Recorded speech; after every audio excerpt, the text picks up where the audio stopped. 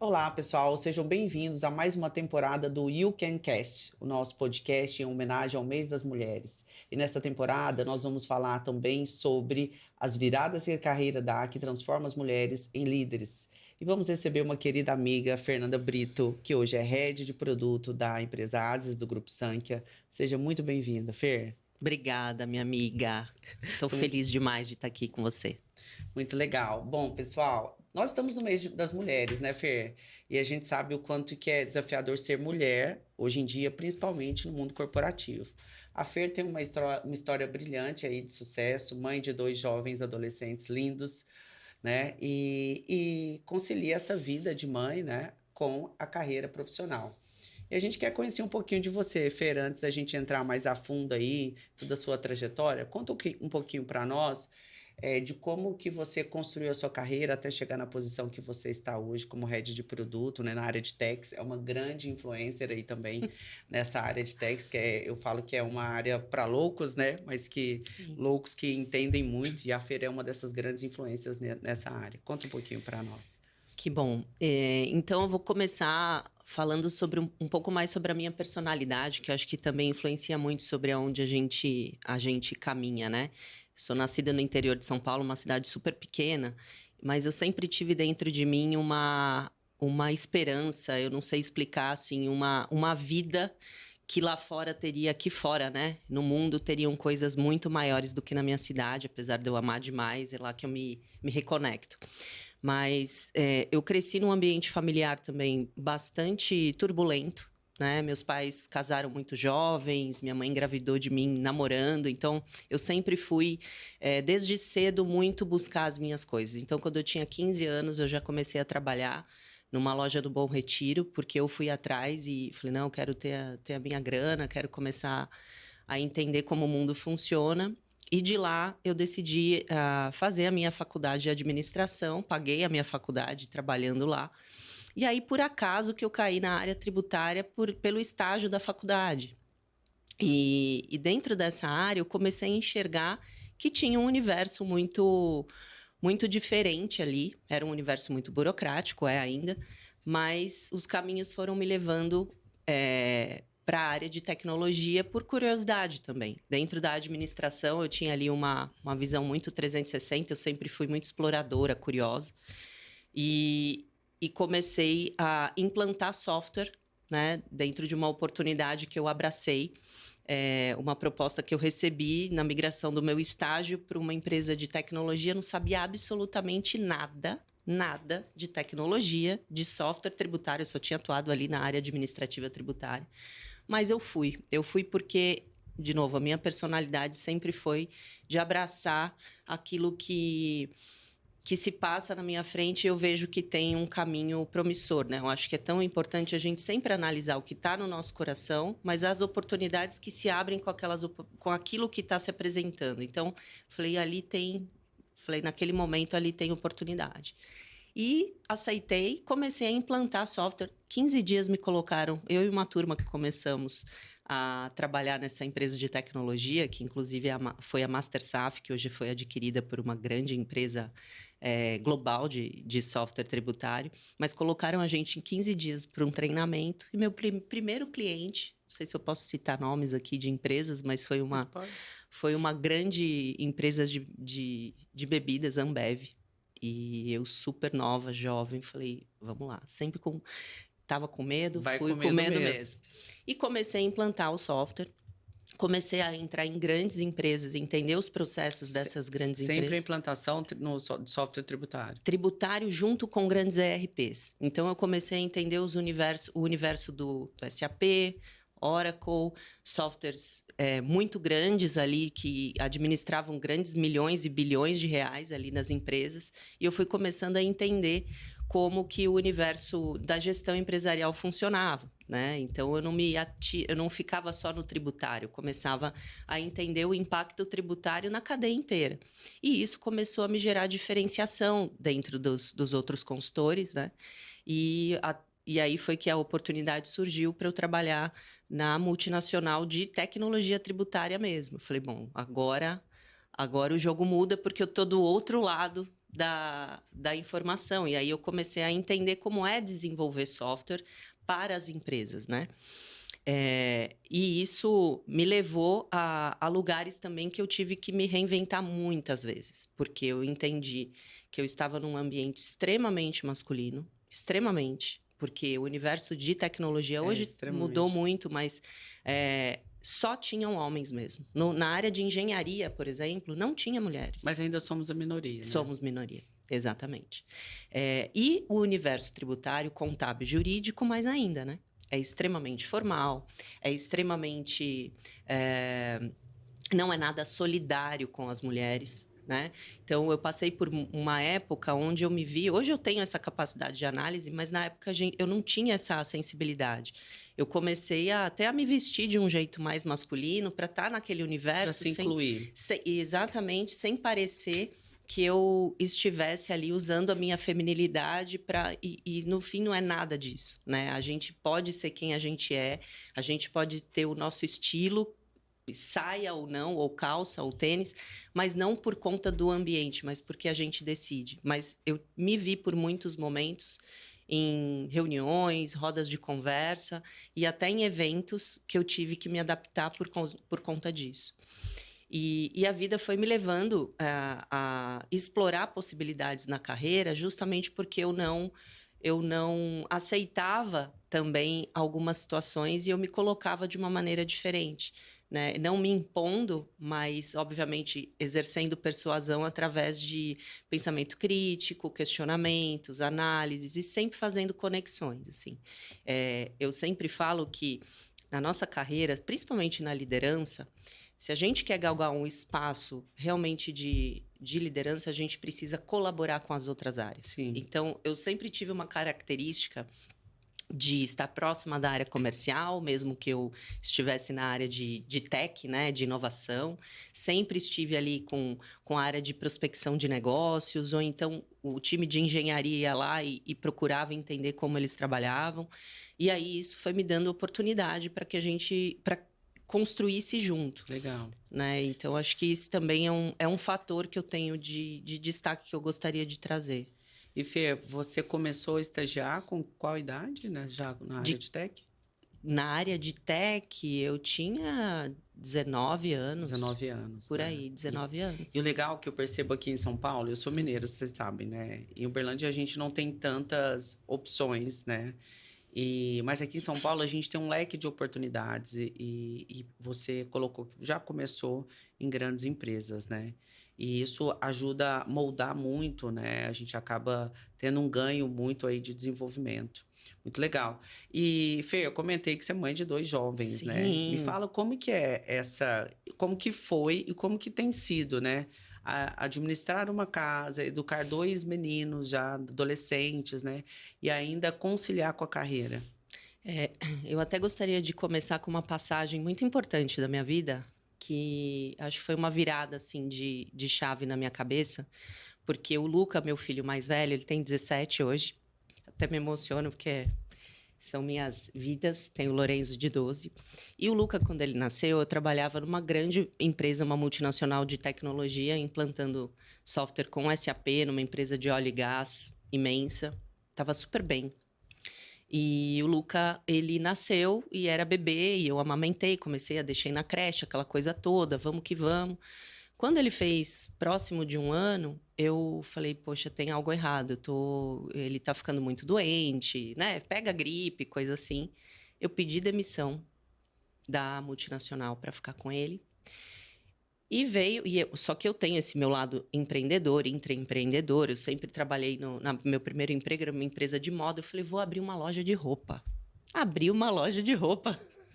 Um outlet de uma marca muito conhecida de roupa de gestante na minha região que eu moro, na Zona Norte de São Paulo. Primeira loja de gestante na época. Montei tudo, fiz tudo. E com o bebê no colo aqui.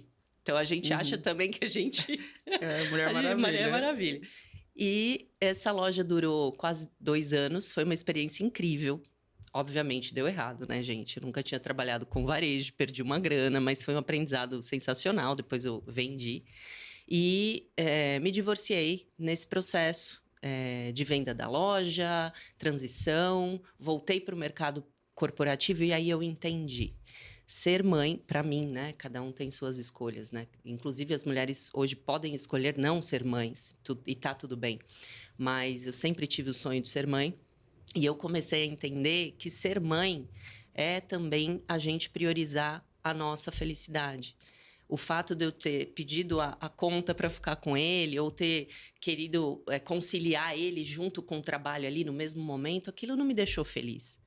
E depois eu entendi que deixar ele no berçário, trabalhar e ser a pessoa que eu sou na minha carreira me fazia muito melhor. E o tempo de qualidade com ele era muito melhor. Mesmo que eram poucas horas no final do dia, eu não buscava essa compensação. Nossa, eu preciso... Não, se eu tivesse as 2 horas com ele no dia muito intensas, já me satisfazia muito e eu sei que ele também ficava feliz, entendeu? Então, acho que... E aí, eles foram crescendo, obviamente. Me casei novamente, tive o Lorenzo, que é um menino extraordinário também, eles têm personalidades diferentes.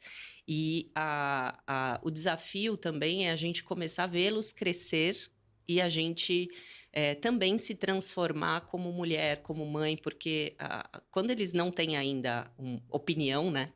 Fica mais fácil, digamos assim, da gente administrar. Sim. Mas quando eles começam a mostrar a personalidade deles, é que a gente se reinventa. Então, eu sempre falo que a gente equilíbrio, eu não sei se eu acredito muito nessa palavra equilíbrio, eu acredito mais em o que a gente escolhe todos os dias, o que a gente deixa de fazer, o que a gente assume de deixar de fazer em todos os aspectos da vida e o que nos deixa feliz, né? E vai ter dia que a gente não vai estar feliz porque a gente priorizou por eles ou pelo relacionamento ou pela carreira. Sim. Não, isso é muito importante, a gente se escolher todos os dias, né? Por isso que eu fiz essa pergunta sobre como administrar uma vida, né, uma carreira nessa posição, né, que você está hoje como head aí nessa área que é extremamente complexa, e também administrar uma casa e liderar 2 jovens, né? O tema é exatamente hoje esse, as viradas de carreira que transformam mulheres em líderes. E a gente não lidera só no nosso ambiente corporativo, né? Eu conheço a Fer há muito tempo, e eu sei que essa liderança a gente leva para dentro de casa, né? Sim. Então, como que é isso hoje com os meninos, assim? Como que você consegue trabalhar essa liderança sem trazer aquele peso que a gente tem no corporativo, que é muito mais... vem com uma intensidade muito maior, mas não perder a mão em casa, mas não deixar frouxo, né, no bom sentido. Sim. Como que é essa liderança nos 2 ambientes? Foi com muito aprendizado também, porque eu acredito que eu mudei muito ao longo desses anos, né? E antes eu entendia que eu tinha que resolver tudo. Que eu tinha que equilibrar tudo, a casa tinha que estar super limpa, comida na mesa, os meninos organizados e tudo certo, e trabalho certo, liderando na empresa. E ao decorrer dos anos eu aprendi que a deixar aflorar mais também a minha energia mais feminina dentro de casa, para eu não precisar também ser aquela superwoman que resolve tudo. Sim ir atrás de rede de apoio, sim pedir ajuda, ajuda não, né? Dar a responsabilidade também para o pai, exercer essa função de pai, né? O papel dele, eu acho importantíssimo. As mulheres têm a sociedade, né, traz isso. O pai ajuda. Gente, o pai é pai. O pai, sim, ele também tem que ter tempo com o filho, né? Claro, se permitir essa situação. Então, eu comecei a entender que a liderança ela é muito mais por demonstrar atitudes, por influência, por parceria, e isso eu trago dentro de casa e para minha equipe também, na colaboração e mostrar responsabilidade para eles, né? Sim.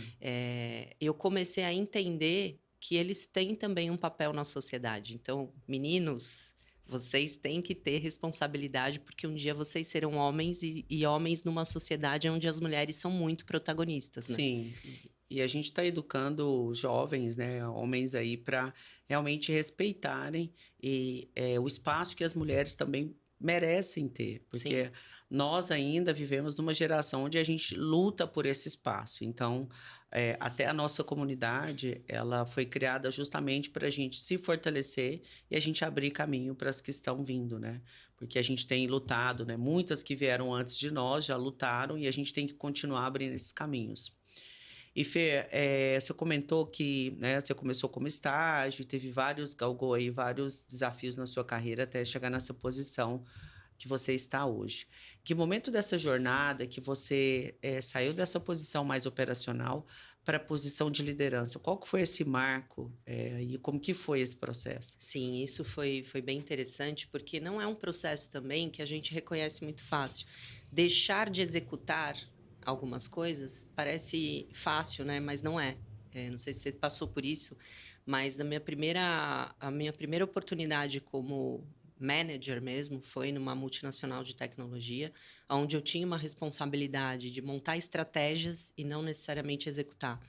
E a virada para mim foi quando realmente eu entendi que montar um time que seja capaz de absorver a sua estratégia ali, você comunicar essa estratégia e ele executar junto com você, por você ali, faz toda a diferença. E foi essa virada de chave, né? Então, eu era já bem jovem quando as oportunidades de liderança me apareceram, porque eu sempre fui muito inspiracional também, eu sempre fui muito idealista, então as ideias elas vinham muito consistentes, e aí a hora que eu consegui realmente tombar para montar estratégias que eram execuíveis, né? E que a equipe comprava, eu falei, opa, agora eu sou líder mesmo. É, E aí eu depois saí dessa empresa, fui até para uma outra empresa que eu assumi um time que foi uma grande assim responsabilidade, a 170 pessoas, da área de produto até engenharia, arquitetos de software, suporte. Então era uma esteira dentro daquela comunidade que eu tinha para liderar, e aquilo foi muito desafiador, e eu vi que a liderança, realmente ela é muito de você mostrar que o seu comportamento influencia as pessoas e deixar elas fazerem, sim. né? Essa virada de chave do operacional para a posição de liderança, né, é um grande desafio, porque a gente se torna muito executora, né, Sim, e quando a gente assume essa posição de liderança, a gente tem que atuar num outro viés, realmente de formar, de desenvolver, de dar direcionamento. Não que a gente não vá colocar a mão na massa, né? Eu tenho muito esse perfil hands-on, também. né? Então, por mais que hoje eu esteja numa posição mais estratégica, eu desço na operação até para ver se de fato a estratégia que a gente desenhou ela tá fazendo sentido, se há necessidade de ajuste, né? Então, mas eu percebo que ainda há grandes desafios e algumas pessoas, né, que eu convivo de virar a chave e de fato ser atuar como um coach ali, Sim, desenvolvendo, direcionando, sem assumir, né? Óbvio que a gente não pode deixar o caldo entornar. Quando você vê que, opa, estou fazendo tudo isso no propósito de desenvolver, mas ainda não está acontecendo e ali vai dar problema, eu entro, ajusto, depois eu volto, né? é isso. E Fer, sobre os impactos que a gente tem hoje, né? Os desafios enquanto mulher nessas posições.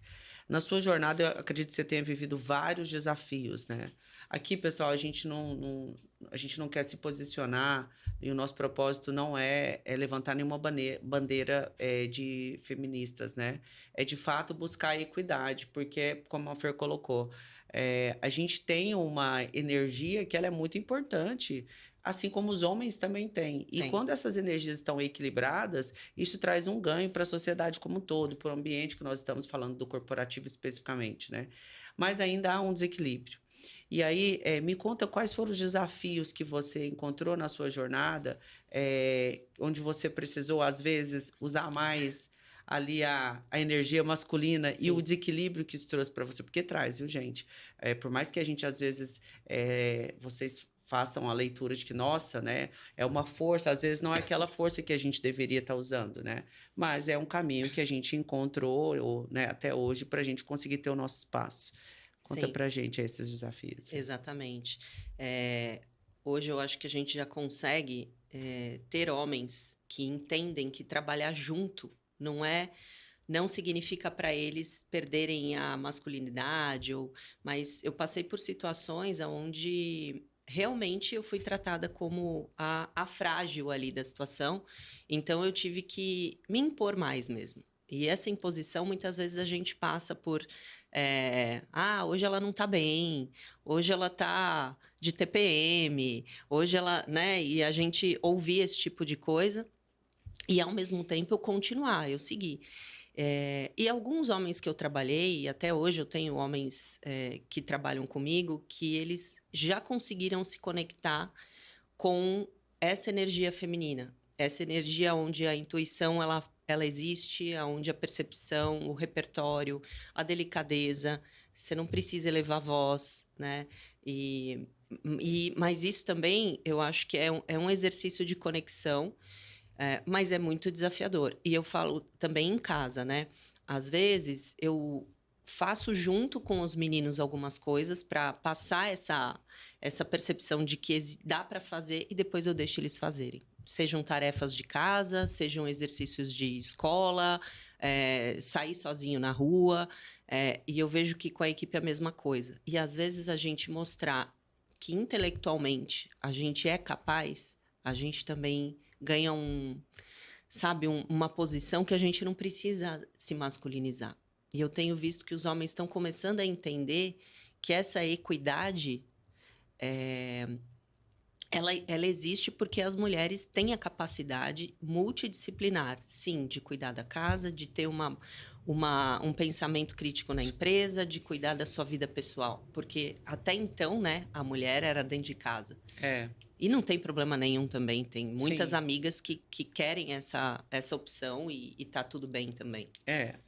You can, né? A gente pode o que a gente quiser. Yes. Então, assim, o que a gente definir que é melhor para nós, tanto ser uma gestora do lar, que eu falo que não é fácil, não, né? Não é nada fácil.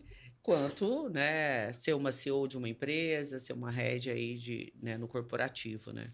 E realmente é muito desafiador ainda essa busca pelo equilíbrio, porque são energias diferentes, e quando a gente sobe muito a energia masculina, quem sofre somos nós, porque é difícil virar a chave, né? Nós somos seres humanos, então imagina, se a gente está no corporativo com muita energia masculina, além dos atritos que a gente causa internamente, a gente acaba levando isso para as nossas relações, Sim. Não só com os nossos filhos, né, com os nossos cônjuges, então isso é muito desafiador.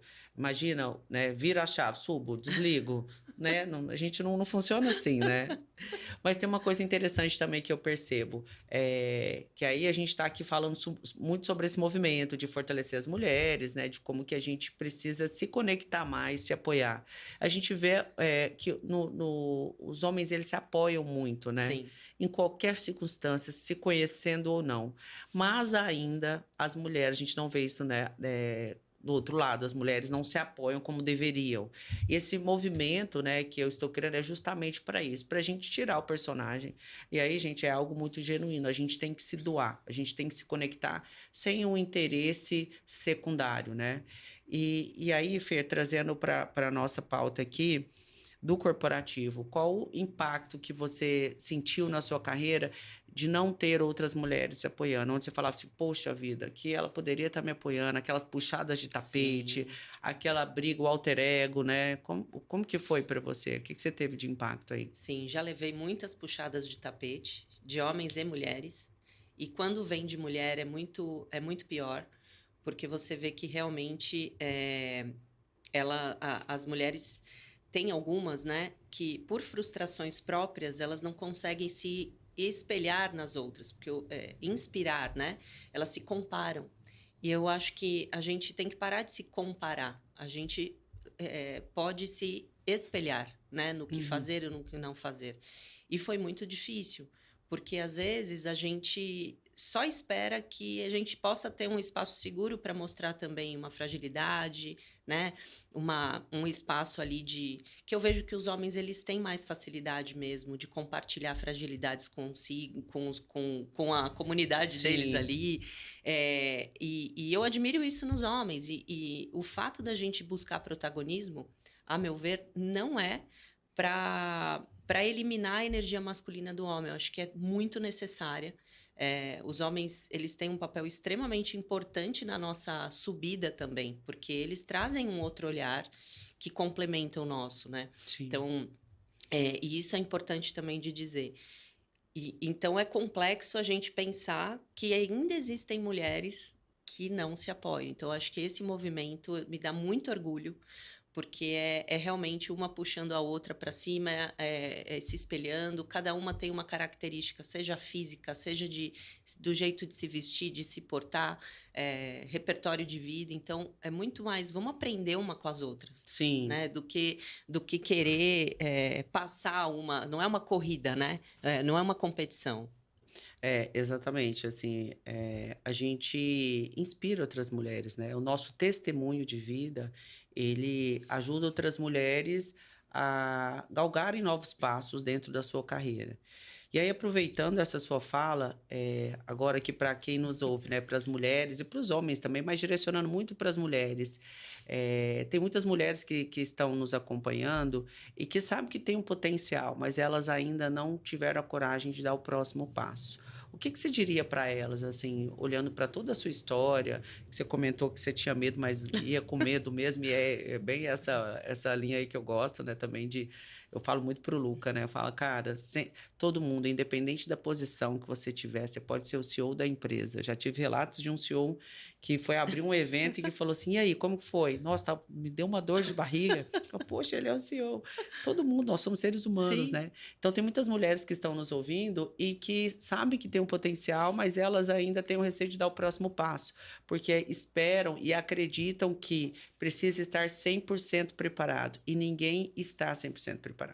Então, qual que é a dica que você daria para elas? Sim, eu tenho pensado muito nisso porque eu tenho uma equipe, né, com meninas, com mulheres que estão se desenvolvendo. Inclusive, essa semana eu promovi uma mulher incrível, né? E ela falou: Poxa, Fê, eu acreditei porque você me ajudou a acreditar, tal. Porque o que eu sempre digo para elas, né? Às vezes a gente quer se mostrar tão competente e a gente se ancora na técnica. E muitas vezes não é a técnica que vai nos levar mais longe, né? O preparo, óbvio, temos que ter o preparo, e aí fazer um checklist mental quando a gente estiver com medo, porque medo sempre vai existir. Eu sempre tenho frio na barriga antes de uma. Não. Sempre tem. Então, é fazer um checklist mental. Você se preparou o mínimo que você consegue sustentar o próximo passo? Porque vai ser o mínimo, gente. Às vezes, o próximo passo a gente não sabe o que vem por aí. Pode ser que o desafio seja extremamente maior ou menor. Eu também abracei desafios que eu falo, nossa, é isso, tá fácil, vamos para o próximo, né? Então a gente pode se surpreender de ser fácil o desafio. Então, minimamente, se prepare sim tecnicamente, mas prepara mais sua mente, cuida do teu corpo, cuida do teu sono.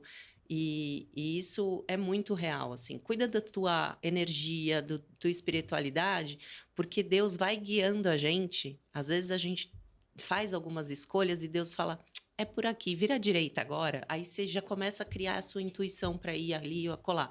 Então, se prepare sim, tecnicamente, mas não se ancore só nisso. Sim, desenvolver soft skills também é muito importante, né? Muito. Inclusive, tem se discutido muito sobre isso no World Economic Forum em Davos, sobre as habilidades que vão sustentar os profissionais do futuro. E soft skills são sempre a pauta ali, inteligência emocional, a questão da comunicação, da empatia, da resiliência. São coisas que eu acho que as mulheres, atributos que nós já nascemos com eles, mas às vezes fica guardadinho Fica. e a gente precisa trazer eles à tona e ir desenvolvendo, porque a inteligência emocional, hoje, você pode ter toda a competência técnica. Se você não tem inteligência emocional, você não vai conseguir, como a Fer colocou, se relacionar com os pares, com as outras áreas, porque dentro do corporativo nós temos uma influência externa e nós temos que ter uma excelente influência externa também, né? Então, inteligência emocional ajuda muito nisso. Então, uma dica minha também é assim, busque desenvolver soft skills, né? Hard skills, as competências técnicas, elas são fundamentais, né? Mas soft skill também é algo que as empresas têm buscado bastante. Muito. Bom, e para a gente encerrar, já estamos chegando no finalzinho, um papo gostoso, né, Fê? Muito Delícia. leve. A comunidade fala muito sobre a gente poder, né? You can. O que você entende por esse nosso slogan? Nossa, isso é. A gente pode muito acreditar que, assim, a gente tem. Cada um tem uma característica, né? A gente é único no mundo. A gente pode até ser parecido com alguém, parecidas, né? A gente tem similaridades, mas é acreditar que a nossa força interior pode sim, pode tudo que a gente quiser. A gente pode sonhar, a gente pode protagonizar, a gente pode querer também não ser protagonista, né? Não se comparar. Então, eu acredito que a gente pode e vamos nos ajudar mais. Eu acho que esse can também tem dentro aí essa pitada de colaboração, de pedir ajuda, assim. Não é vergonha você ligar para uma colega e falar, poxa, me ajuda com isso. Não esse espaço mesmo eu vejo que é um espaço seguro para a gente conseguir subir juntas. Se apoiar mais, né, Sim. Fê? Não, isso é muito importante. E é o propósito da nossa comunidade. Eu acredito que todas nós mulheres, nós temos uma força extraordinária, né? E a Woman Can, ela nasceu justamente para a gente se conectar e potencializar essa nossa força, tá? Então, eu quero deixar o convite aqui para quem nos assiste, para todas as mulheres que ainda não fazem parte da comunidade, para se inscreverem, né? Nós vamos ter ali encontros muito importantes, olhando desde a base psicológica ali mesmo, né? Que são, para mim, é a base da pirâmide, é como que a gente precisa estar emocionalmente para desenvolver outras competências, né? Mesmo ainda em soft skill, mais hard skill, para que a gente possa galgar novas posições e realmente deixar um legado, uma marca ali dentro da nossa trajetória, né? Então, convido a todas vocês a fazerem parte desse movimento. Aqui tem o link, né? Aqui no YouTube, nas nossas outras redes sociais também. Divulguem, porque assim a gente vai trazendo mais mulheres e abrindo o caminho também para as que virão, tá bom? Obrigada, Fê. Obrigada. Adorei o nosso Estaremos bate-papo. aqui juntas, recebendo essa mulherada que está chegando. É isso aí. E aprendendo muito também. Isso aí, Obrigada.